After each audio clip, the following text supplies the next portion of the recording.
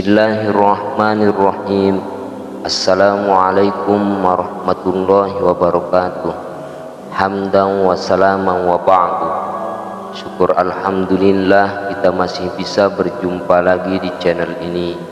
Harapan dan doa saya semoga kita semua selalu tetap dalam lindungan Allah Subhanahu wa ta'ala, dipanjangkan umurnya, dimurahkan rezekinya. Amin ya rabbal alamin.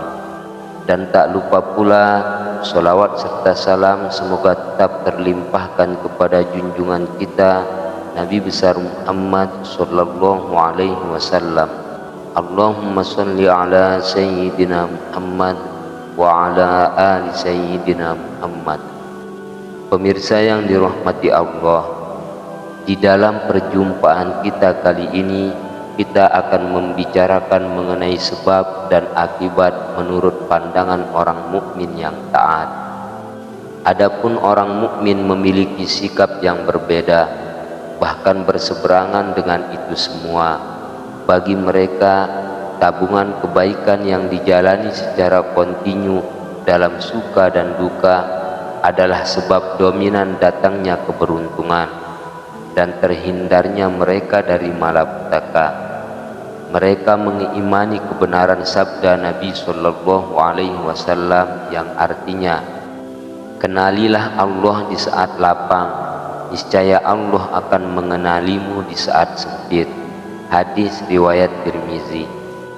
Waktu yang longgar atau lapang bagi orang mukmin adalah saat tepat untuk menabung kebaikan atau investasi amal kepada Allah Subhanahu wa ta'ala dengan memelihara hak-haknya, menjaga batas-batas yang telah ditetapkan olehnya, termasuk menjalankan ibadah-ibadah sunnah. Dengan itulah seorang mukmin membangun hubungan ma'rifah kepada Allah Subhanahu wa ta'ala. Hal itu tak hanya bermanfaat baginya menghadapi hari akhirat yang merupakan asyaddu syiddah, kesempitan yang paling berat, bahkan juga bermanfaat baginya ketika menghadapi kegentingan di dunia. Kisah 3 orang yang terjebak di dalam gua merupakan contoh betapa amal soleh yang dilakukan dengan ikhlas dapat menjadi wasilah dikabulkannya doa di saat mengalami kesulitan.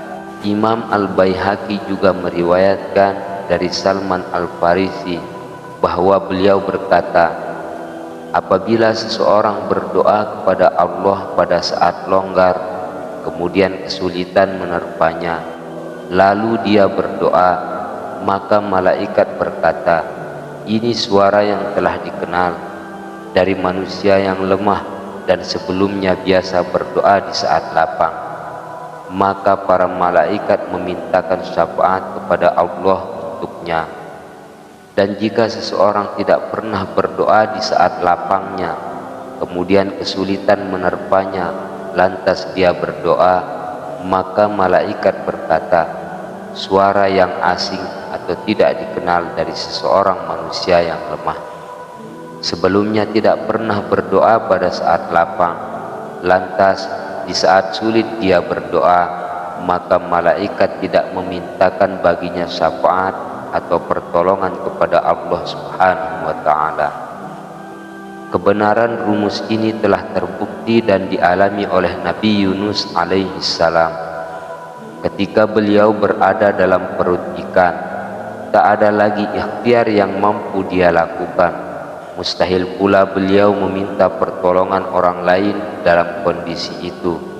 Tetapi beliau tahu ada zat yang mampu menolongnya, yang beliau taati saat kondisi aman. Tak mungkin membiarkan beliau dalam kondisi ketakutan dalam kegelapan perut ikan itu. Lalu beliau berdoa yang berbunyi, la ilaha illa anta subhanaka inni kuntu minaz zalimin, yang artinya tidak ada ilah yang hak melainkan Engkau, Maha suci Engkau, sesungguhnya aku termasuk orang-orang yang zalim.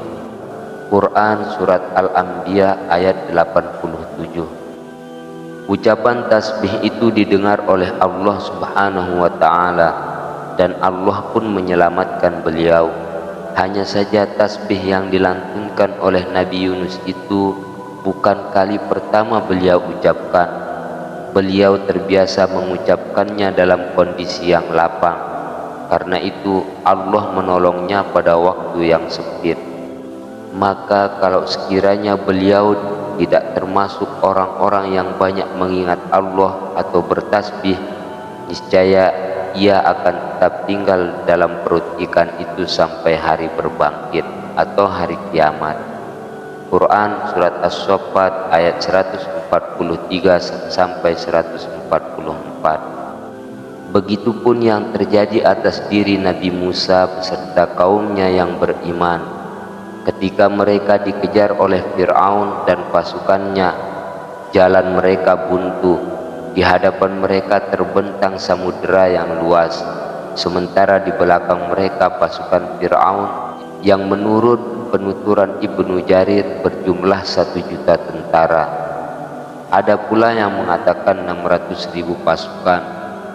Di depan ada laut, sedang di belakang terdapat 1 juta pedang telah terhunus. Hingga Bani Israel berkata, "Inna lamudrakun." Sesungguhnya kita benar-benar akan tersusul. Quran Surat Asy-Syu'ara ayat 61. Akan tetapi meski situasi benar-benar terjepit, tak ada putus harap bagi orang yang menjaga hak Allah di saat lapang. Dengan yakin Nabi Musa alaihi salam berkata, "Sekali-kali tidak akan tersusul. Sesungguhnya Rabbku besertaku. Kelak dia akan memberi petunjuk kepadaku." Quran Surat Asy-Syu'ara ayat 62. Beliau Nabi Musa sangat yakin karena beliau menjaga hak-hak Allah di saat longgar. Pastilah Allah tak akan menelantarkannya di saat sempit. Maka tatkala pasukan Fir'aun merangsek mendekat, sementara Musa dan teman-temannya makin dekat dengan bibir pantai, Allah mewahyukan kepada Musa untuk memukulkan tongkatnya ke laut. Atas kehendak Allah Subhanahu wa ta'ala, laut pun terbelah menjadi 2. Mereka menyeberangi dengan selamat, sementara Fir'aun dan bala tentaranya tenggelam di laut. Adapun yang terjadi atas kisah Nabi Muhammad SAW pula, sangat banyak kisah yang bertebaran tentang beliau. Betapa peristiwa genting yang beliau alami, lalu Allah menyelamatkan beliau dari bahaya musuh-musuhnya. Wallahu a'lam bishawab. Demikianlah yang dapat saya sajikan untuk para pemirsa. Semoga ada manfaatnya. Cukup sekian. Wassalamualaikum warahmatullahi wabarakatuh.